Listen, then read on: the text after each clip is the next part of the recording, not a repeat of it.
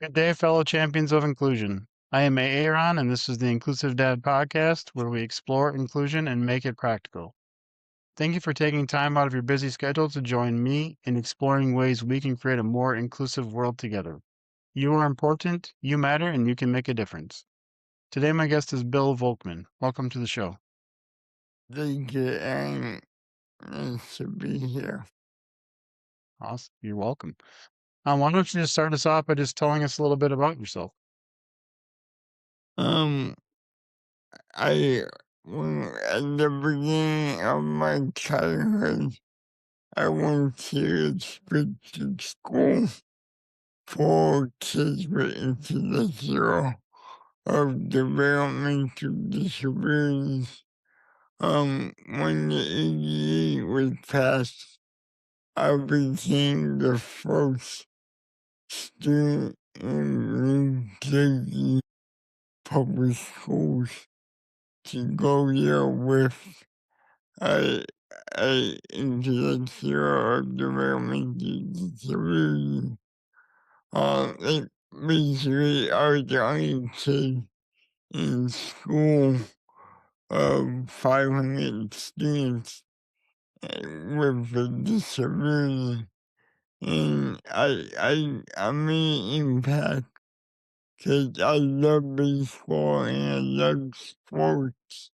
And one day, a couple, like a week or two in, one of my classmates was like, Bill, do you want to go play touch football? And I'd say yes. And the second day we went out and you know, do you want to be quarterback? And I'm like, okay.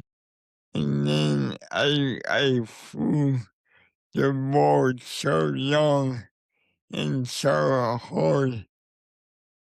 Everybody was like, wow, he's just like us. Mm, It was a cool feeling. And that's how I made friendship. And then kids really understood. Yes, I had a disability, but I was just like dumb. So, in my school years, when we played kickball or something, like, I couldn't kick the ball once, but my classmates would, hey Bill, you kick the ball and I will run for you. And it was a sense of, even those kids when you're painting themselves, they knew how to adapt and they knew how to make you feel included. And when I got older, I saw all these barriers put up, and it was kind of weird for me. Because, you know, I thought we were going to be past the polar barriers and stigmas and everything. Because if we look back at my classmates and my public school, they included me in everything. So I didn't know why society didn't do that. So, you know, I grew frustrated. And then I moved out to San Diego. And I got involved with the disability community. You volunteer work in foundations. And then I worked for a company that is like a support living agency for people with intellectual or developmental disabilities. And up to that time, the factor I hear from these people were they wanted to be included. They wanted to have a job. They wanted to feel dignified. They wanted to contribute to society. which is all inclusion. So then I started my own company, and my company is kind of different. It's not a nonprofit. It's a for-profit company, and it aims to bring full inclusion to people with disabilities by to media and technology and advocacy. 'Cause I found in my life you didn't have a nonprofit, but it kind of like ties your hands sometimes. The full profit model, you can do whatever you want and you can make a greater impact because society is all about money. So if we can show the correlation between inclusion and making more profits, then society would probably be like, okay, we want these people in our society contributing and buying more stuff. Yeah, thank you for sharing all that. Sounds like you're busy. Yeah, I'm really busy. Like I've been doing talks in at universities in San Diego, Archer conferences, podcasts, advocacy to food inclusion is just give people the knowledge and the way to interact with people with with disabilities that they would feel more comfortable and they would be like they're just like us. And yeah, that is true.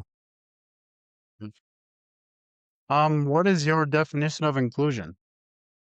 My definition is inclusion. Like, I feel like in society, even if you don't have a disability, some people love to go out a lot. Other people like to be homebodies. But like my definition is no matter what you want to do, you should be able to do it with no barriers in place to discourage you or make it hard to do something. Like for me, I like to go out, I like to go to concerts, recordings, even out to the mall sometimes. And I feel like we need everybody to accept us. And I think that people will accept us if they have the knowledge about disability. Yeah, I love that. Thank you so much. How do you stay so positive? I mean, sometimes it's hard, but other times it's like you got to, you gotta just stay positive. Because if you have any type of negative stuff, you're not going to do as much. Even if you walk into a wall, there are kids that be like, that's not good. But you can figure out a way around that to get your point across or to do something. So I had you're kind of give me that model, when he talks about don't ever give up, don't ever give up. And as a little boy, I heard this words, and I live by this words. You just can't give up. Keep pushing. Stay positive. And I always like to have fun. And I think those are the key. Yeah, that's great. That is true. Like, yeah, stuff happens, and sometimes you can find even a little positive thing in a kind of a bad situation. It's fun to search for those myself because, yeah, it's even though it's cloudy and snowing here, like, I mean, the sun is above the clouds, so the sun is always shining. So I just try to spin it a little bit or, find the positive here and there. Oh, yeah, I mean, you have your good days, your bad days, but you can always keep the positive away from it, even if it's a small one. Yeah, for sure. How do you deal with adversity? Um, I deal with adversity a lot, and it all stems from when I was a little kid, and I think I was 7, and my mom would take me to the mall all the time. And then at 7, I realized everybody was looking at me. And my mom stopped and looked at me and go, Barry, you don't have a problem. They have a problem. And I took that to heart. That people, they the gay's different, but I feel like that's more of do you know what you have or like how I can interact with you. And I think adversity comes with adapting to the situation. And you gotta think differently. And I call that flexible thinking. Like, I go into situations and I may think of it as one way, but in the moment it's not gonna work. So I have to think myself process and try a different way, and that way will work. So the thing is, don't be that hard in like what you want to do. 'Cause if you change it a little bit, it may work out for good. Yeah, that's a great perspective. And so I have a daughter. Her name is Cecilia. She is 23. But has been diagnosed with epilepsy and cerebral palsy, uses a power wheelchair. So yeah, I'm used to going out and people staring or looking. I've had people comment and like it's so nice that you take her out to the fair or to the mall, and it's like, I mean, she's my daughter. Like, isn't that what I'm supposed to do? Like, why is it weird? Why is it weird that, I'm taking her out? I mean, you don't say that for my son if I take him to the mall. Like, it's so nice you brought your son. So yeah, we've definitely had that or have where little kids will see her wheelchair and want to like come up to it and touch it and climb on. And the parents are like, don't do that. Don't do that. It's like, no, that's cool. They're curious. They want to know it's different. They have never seen one. They want to ask questions and touch it. That's okay. So I'd much rather you ask questions or not even say hi than ignore it and it's just stares. So yeah, similar I, stuff. I totally agree. I have people, I have a walker, I have a wheelchair. When I'm in the walker going down my street, I get a good job way to go. He's like, "Well, I'm just out going for a walk." Right. He's like, "I only need those comments, like, with my walker, or the little kids love to touch it, and the parents are like, 'No, no, no.'" And, like, it's okay. They're trying to figure out what it is and what it's used for.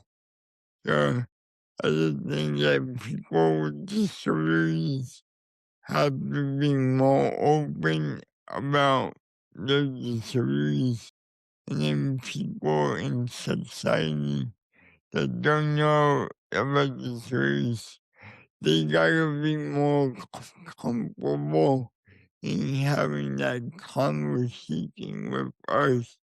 Because I see when people know disability about people with disabilities, they are more apt to talk to people with disabilities. They are more apt to say, "Hi, how you doing?"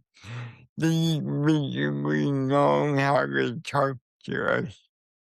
And I think that's like,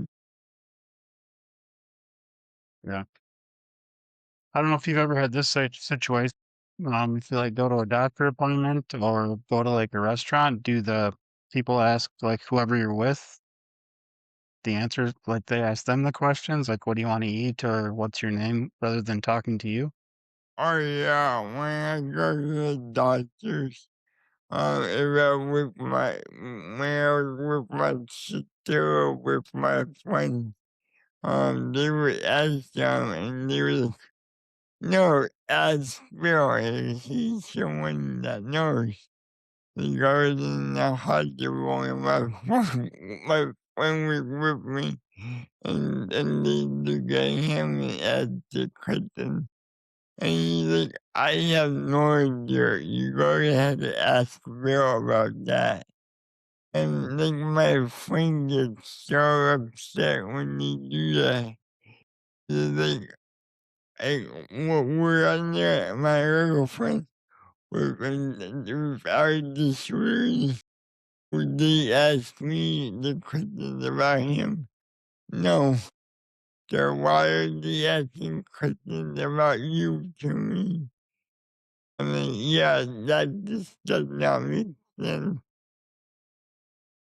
Yeah, that happens for it's sometimes. I mean, I feel like it's getting better at the doctor for my daughter.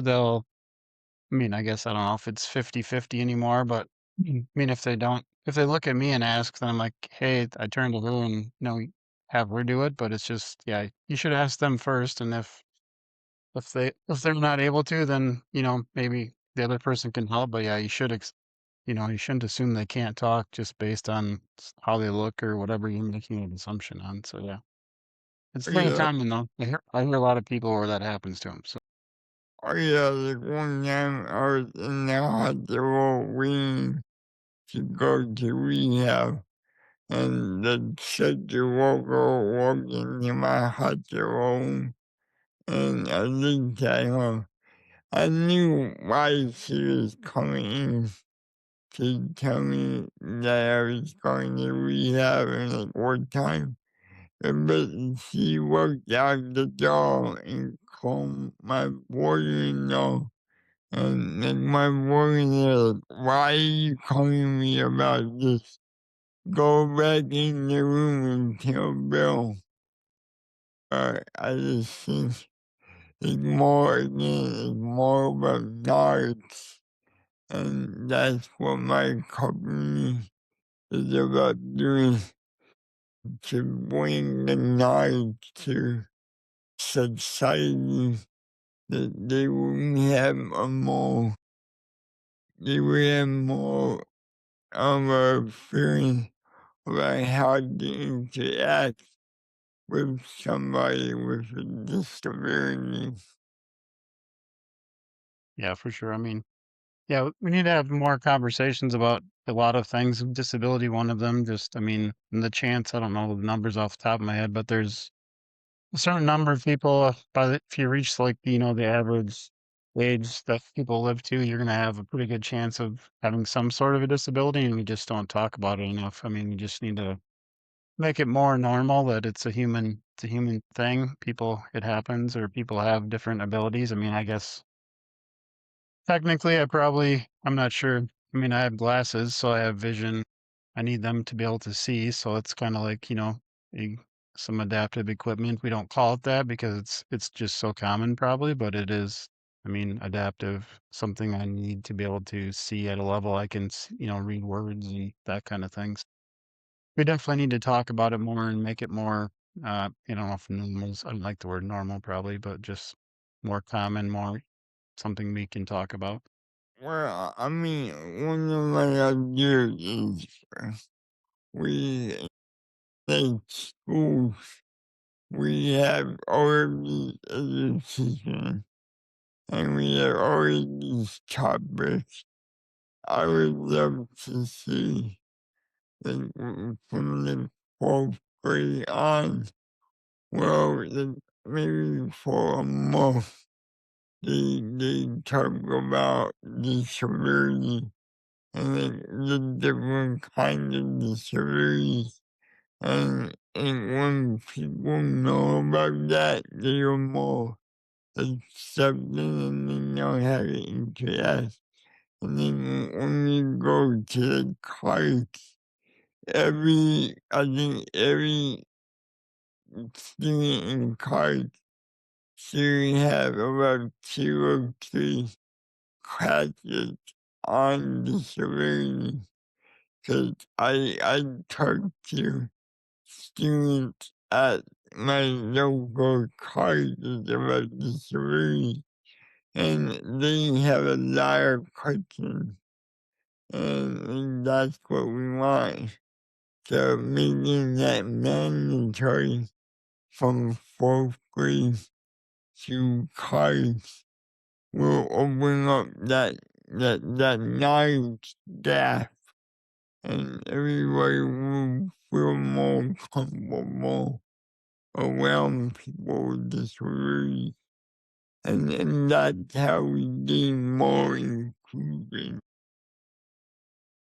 Yeah, that's for sure. And yeah, my daughter, she started out in a segregated classroom, and then we found out about inclusion or being, more included in the general ed. And part of the reason I wanted that for her was just, I mean, I need her to be out in the community and people to recognize her and know who she is. Cause I mean, women can be around forever. And if I'm not there, I want people to know who she is and how to approach somebody with a disability or how to help her and, her as a human. So yeah, it's definitely something we need to talk about, and that's a great idea having, classes and different things to familiarize people with different disabilities or people that are different than them. It's a great idea. Oh yeah, because I'd say you don't want to go out to concerts and go out to different events and still be able to do that. And I think that's the key. Everybody should be feel comfortable to go out and do whatever they want. For sure. What is the biggest thing you've learned after everything you've experienced? I think the biggest thing that I learned is is the knowledge gap. Again, it goes all about knowledge and people that know disabilities, people that have like a loved one or have like a friend, they are more open to people with disabilities. And I feel like we have social media, we have TV, we have podcasts. There's so many ways that we can educate the public in ways of inclusion and the ways of talking to people. I think that's a big area that we should focus on. Yeah, I love that.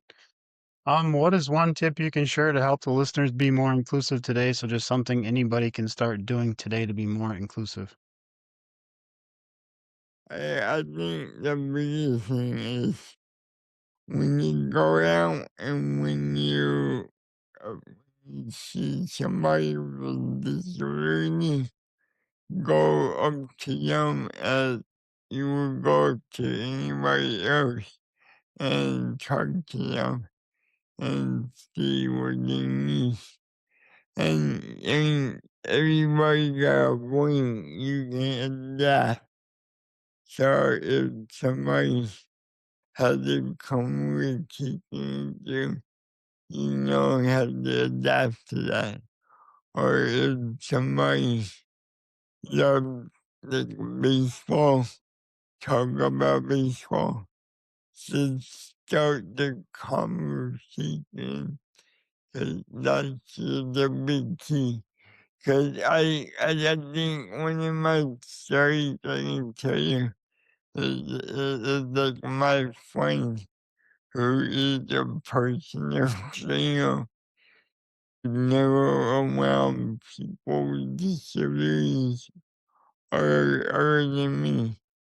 And then he started working out with working and training people with disabilities at the gym. And about like 2 weeks in, at first he was kind of scared, but after 2 weeks, he's like, Bill, they just like me. They have the same, the same, they like video games or they like Star Wars or they like music. And I'm like, yes, they are just like everybody else. So that's the biggest key is to be more comfortable around people with disabilities. Yeah, that's a great tip. And yeah, in order to be more comfortable, you have to talk to them. You have to get to know people. I mean, and if you don't do that, it's hard to be more comfortable around people for sure. So yeah, that's a great tip. Is there anything else you want to talk about that we haven't talked about? We've covered a lot of stuff. I think the biggest thing now that I see is, you know, 'cause I'm kind of like an old guy. I'm like in my mid-40s, and I went to um public school in '91 to like 35 years ago. I think I still back then walking down the schoolway hallways. I thought in 2026 we will be better equipped and better recognized in society that people will be able to get jobs to live their life what they want, how they want to, and go out and make friends with whoever they want. And I think that's the big key. Is we gotta start pushing for people being able to walk, people being able to volunteer, people being able to do more in society. That's the biggest thing. Yeah, thank you so much. Ready for the last question? Yes. Do you like spam lunch meat? Yes or no? Honestly, I never ever had it.